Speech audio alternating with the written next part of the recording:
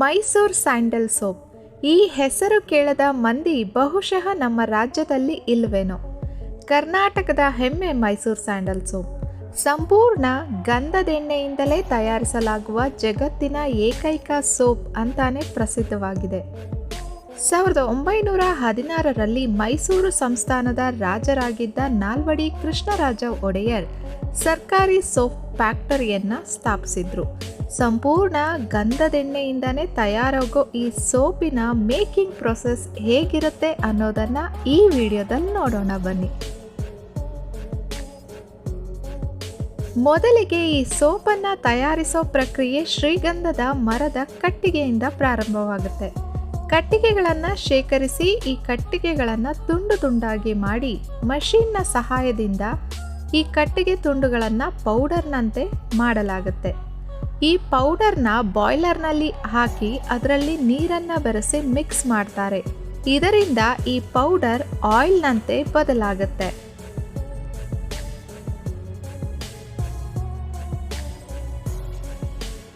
ನಂತರ ಈ ಆಯಿಲನ್ನು ಕೆಲವು ಪ್ರೋಸೆಸ್ಗಳ ಮೂಲಕ ಅದರಲ್ಲಿರುವ ಆಯಿಲ್ ಮತ್ತು ವಾಟರನ್ನು ಬೇರ್ಪಡಿಸ್ತಾರೆ. ಹೀಗೆ ಬೇರ್ಪಡಿಸಿದ ಆಯಿಲನ್ನು ಕ್ರೂಡ್ ಆಯಿಲ್ ಅಂತ ಕರೀತಾರೆ. ಈ ಕ್ರೂಡ್ ಆಯಿಲ್ನ ವ್ಯಾಕ್ಯೂಮ್ ಡ್ರೈಯರ್ ಒಳಗಡೆ ಕಳಿಸ್ತಾರೆ. ಈ ವ್ಯಾಕ್ಯೂಮ್ ಡ್ರೈಯರ್ ಒಳಗೆ ಕಳಿಸೋದ್ರಿಂದ ಈ ಆಯಿಲ್ನಲ್ಲಿನ ತೇವಾಂಶ ಕಡಿಮೆ ಆಗುತ್ತೆ. ಈ ತೇವಾಂಶವೆಲ್ಲ ಹೊರಬಂದ ಮೇಲೆ ಈ ಆಯಿಲ್ ತುಂಬ ಪ್ಯೂರ್ ಆಗಿ ಬದಲಾಗುತ್ತೆ. ಇಲ್ಲಿಂದಾನೇ ಸೋಪ್ ಮೇಕಿಂಗ್ನ ಮೇನ್ ಪ್ರೋಸೆಸ್ ಶುರುವಾಗುತ್ತೆ.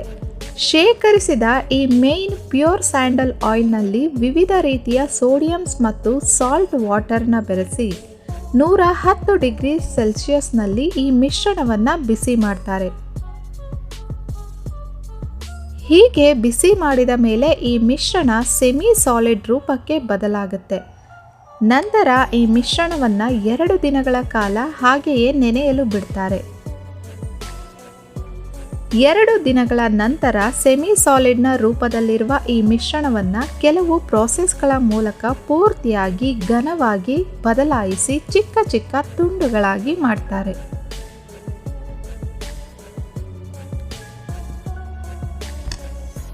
ಕಟ್ ಮಾಡಿದ ಚಿಕ್ಕ ಚಿಕ್ಕ ತುಂಡುಗಳಿಗೆ ಗ್ಲಿಸರಿನ್, ಪರ್ಫ್ಯೂಮ್, ಇನ್ನು ಕೆಲವು ಇಂಗ್ರೀಡಿಯೆಂಟ್ಸ್ನ ಬೆರೆಸಿ ನಂತರ ಸೋಪ್ ನೂಡಲ್ಸ್ನ ಹಾಕಿ ಚೆನ್ನಾಗಿ ಮಿಕ್ಸ್ ಮಾಡ್ತಾರೆ.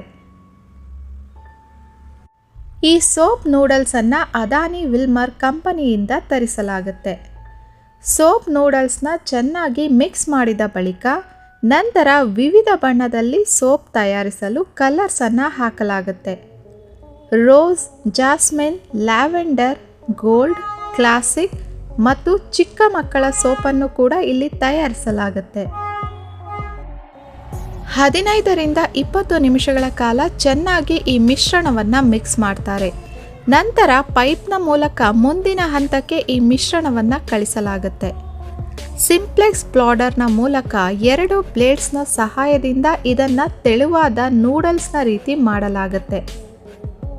ನಂತರ ಇದನ್ನು ಕನ್ವರ್ ಬೆಲ್ಟ್ನ ಮೂಲಕ ಟ್ರಿಪಲ್ ರೋಲಿಂಗ್ ಮಷೀನ್ನಲ್ಲಿ ಕಳಿಸಲಾಗುತ್ತೆ. ಹೆಸರಲ್ಲೇ ಇರುವಂತೆ ಈ ಮಿಶ್ರಣವನ್ನು 3 ಬಾರಿ ರೋಲ್ ಮಾಡಲಾಗುತ್ತೆ. ಈ ರೀತಿ ರೋಲ್ ಮಾಡೋದು ಯಾಕೆ ಅಂದರೆ ಮಿಶ್ರಣದಲ್ಲಿ ಏನಾದರೂ ಗಂಟುಗಳಾಗಿದ್ದರೆ ಅಥವಾ ಮಿಶ್ರಣ ಗಟ್ಟಿಯಾಗಿದ್ದರೆ ಅದು ಚೆನ್ನಾಗಿ ಮಿಶ್ರಣವಾಗುತ್ತೆ. ನಂತರ ಪ್ರೋಸೆಸ್ ಏನಂದರೆ ಡೋಪ್ಲೆಕ್ಸ್ ಪ್ಲೋಡರ್. ಇದರಲ್ಲೂ ಕೂಡ 2 ಪ್ಲೋಡರ್ ಇರುತ್ತೆ. ಒಂದು ಅಪ್ಪರ್ ಪ್ಲೋಡರ್, ಇನ್ನೊಂದು ಲೋವರ್ ಪ್ಲೋಡರ್. ಈ ಅಪ್ಪರ್ ಪ್ಲೋಡರ್ನಲ್ಲಿ ಸೋಪ್ ಬೇರೆ ಬೇರೆ ರೀತಿಯ ಶೇಪ್ನಲ್ಲಿ ಹೊರಬರುತ್ತೆ. ನಂತರ ಕನ್ವರ್ ಬೆಲ್ಟ್ನ ಮೂಲಕ ಈ ಮಿಶ್ರಣ ಲೋವರ್ ಪ್ಲೋಡರ್ಗೆ ಬರುತ್ತೆ. ಇಲ್ಲಿ 50ರಿಂದ 60 ಡಿಗ್ರಿ ಸೆಲ್ಸಿಯಸ್ನಲ್ಲಿ ಚೆನ್ನಾಗಿ ಕುದಿಸಲಾಗುತ್ತೆ. ನಂತರ ಈ ಮಿಶ್ರಣಕ್ಕೆ ಉದ್ದನೆಯ ಕೇಕ್ನ ರೀತಿಯ ಶೇಪ್ನಲ್ಲಿ ಈ ಮಿಶ್ರಣ ಹೊರಬರುತ್ತೆ. ಇಲ್ಲಿ ಮಿಷಿನ್ ಸಹಾಯದಿಂದ ಉದ್ದನೆಯ ಸೋಪ್ ಕೇಕ್ನ ಸಣ್ಣ ಸಣ್ಣ ಪೀಸ್ಗಳಾಗಿ ಕಟ್ ಮಾಡ್ತಾರೆ.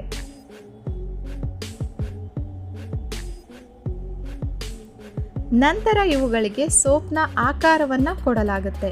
ಹಾಗೆಯೇ ಅವುಗಳ ಮೇಲೆ ಮೈಸೂರು ಸ್ಯಾಂಡಲ್ ಸೋಪ್ನ ಲೋಗೋನ ಹಾಕಲಾಗುತ್ತೆ. ನಂತರ ಇವುಗಳು ಪ್ಯಾಕಿಂಗ್ ಸೆಕ್ಷನ್ಗೆ ಹೋಗುವ ಸಮಯ. ಈ ಸಮಯದಲ್ಲಿ ಕಾರ್ಮಿಕರು ಸರಿಯಾದ ಶೇಪ್ನಲ್ಲಿ ಇರದ ಸೋಪ್ಗಳನ್ನು ಹೊರತೆಗಿತಾರೆ. ಸರಿಯಾಗಿ ಶೇಪ್ನಲ್ಲಿರುವ ಸೋಪ್ಗಳ ಪ್ಯಾಕಿಂಗ್ ಆಗುತ್ತೆ. ಬಾಕ್ಸ್ನಲ್ಲಿ ಪ್ಯಾಕ್ ಆದ ಸೋಪ್ಗಳನ್ನು ಮಾರ್ಕೆಟ್ಗೆ ಕಳಿಸಲಾಗುತ್ತೆ. ಮೈಸೂರು ಸ್ಯಾಂಡಲ್ ಸೋಪ್ನ ತಯಾರಿಸುವ factory Karnataka soaps and detergent ಲಿಮಿಟೆಡ್ನ ಒಂದು ಭಾಗವಾಗಿದ್ದು ಸಂಪೂರ್ಣವಾಗಿ ಸರ್ಕಾರದ ಅಧೀನದಲ್ಲಿ ನಡೆಸಲಾಗುತ್ತೆ. ಇದಿಷ್ಟು ನಮ್ಮ ರಾಜ್ಯ ಕರ್ನಾಟಕದ ಹೆಮ್ಮೆ ಮೈಸೂರು ಸ್ಯಾಂಡಲ್ ಸೋಪ್ ಹೇಗೆ ತಯಾರಾಗುತ್ತೆ ಅನ್ನೋದರ ಮಾಹಿತಿ. ಇನ್ನಷ್ಟು ಇನ್ಫಾರ್ಮೇಟಿವ್ ವಿಡಿಯೋಸ್ಗಳನ್ನು ನೋಡಲು ಫ್ಯಾಕ್ಟ್ಸ್ ಗುರು ಕನ್ನಡ ಚಾನಲ್ನ ಸಬ್ಸ್ಕ್ರೈಬ್ ಮಾಡ್ಕೊಳ್ಳಿ.